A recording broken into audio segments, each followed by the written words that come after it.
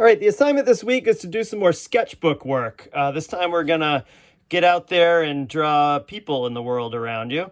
I thought I'd use it as an opportunity to go through another one of my sketchbooks. I don't personally do a ton of drawings of people in the world like that, but I do it once in a while. And this sketchbook has some of that and a bunch of other things, and I thought I'd just take you through. So these are some people hanging out in Portland one day.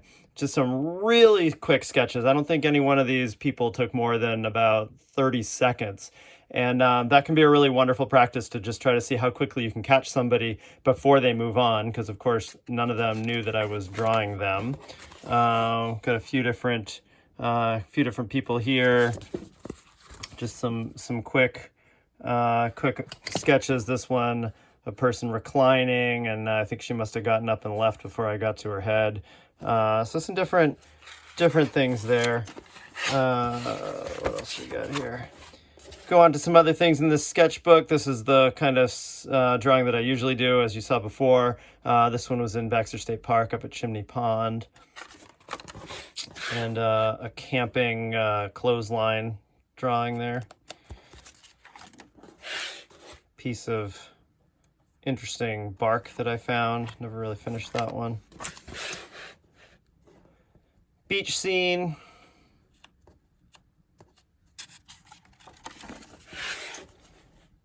I've got a bunch of drawings in here that were done with classes, a lot of times in Portland. This is down in Deering Oaks Park. Got a student hanging out there drawing by the water. Got a seagull hanging out next to her, a couple birds there. And just kind of a nice little scene.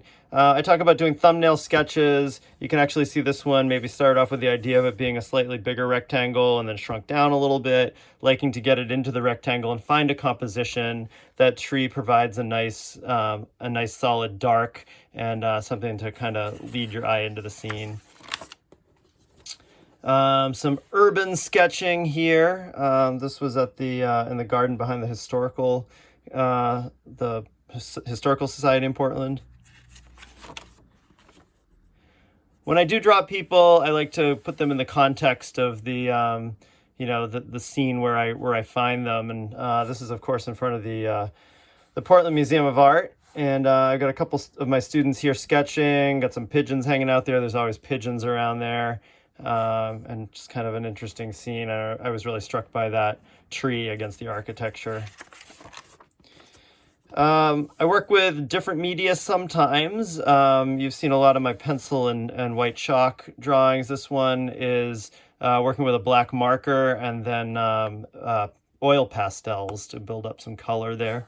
This was in the sculpture garden behind the Portland Museum of Art. Little sketch from the back cove. I love the farmers markets as places to go sketch. The Portland Farmers Market in Monument Square is always a good place to take students when I have that opportunity. And I also do a fair amount of, I teach some figure drawing at Maine College of Art. And I've got some sketches in here that I've done during some of those classes. And of course, the human form, as you'll find in trying to do your sketches this week, the human form is infinitely complex and infinitely rewarding when you try to draw people. It's always challenging, and there's always more to learn. The body can go in so many different positions. You can see the body from so many different angles. Every person, of course, looks different, and there's just so much to get from drawing the human form. So maybe some of these can give you a little bit of inspiration for thoughts of how you might go about drawing people this week.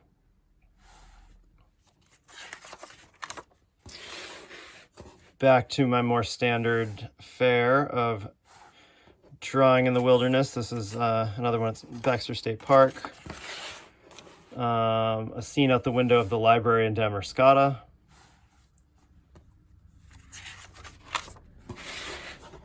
This one started with pencil and the white chalk is in there too, but then worked with colored pencil as well. It was autumn and I wanted to be sure to capture the foliage somehow. Back to the Portland Farmers Market.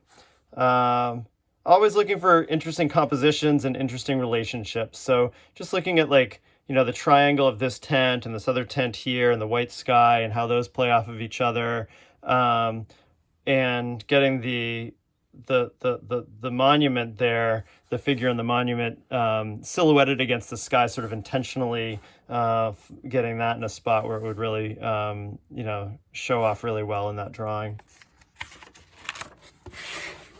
Some more figure drawing, really dynamic pose there.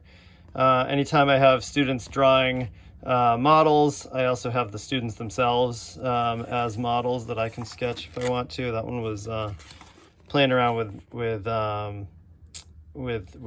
artist markers.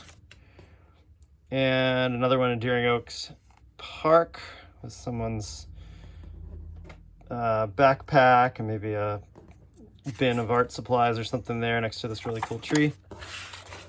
Another one in the courtyard at the Portland Museum of Art.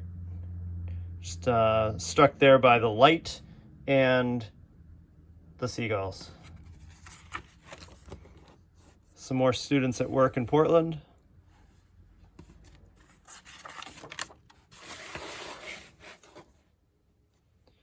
Another one at the Historical Society. If you've never walked through their garden in Portland, it's a pretty cool place to hang out.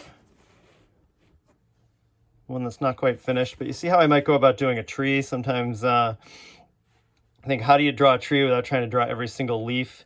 Looking for, like, chunks of light and dark, big pieces of light and dark, and just kind of breaking it up into more geometrical chunks is a way that I would go about thinking about doing a tree like that. Another figure model. I loved this pose. It reminded me of a Michelangelo painting or sculpture. Just really strong and bold. Like I say, you can always learn from drawing the human form. And this is the last one in this sketchbook.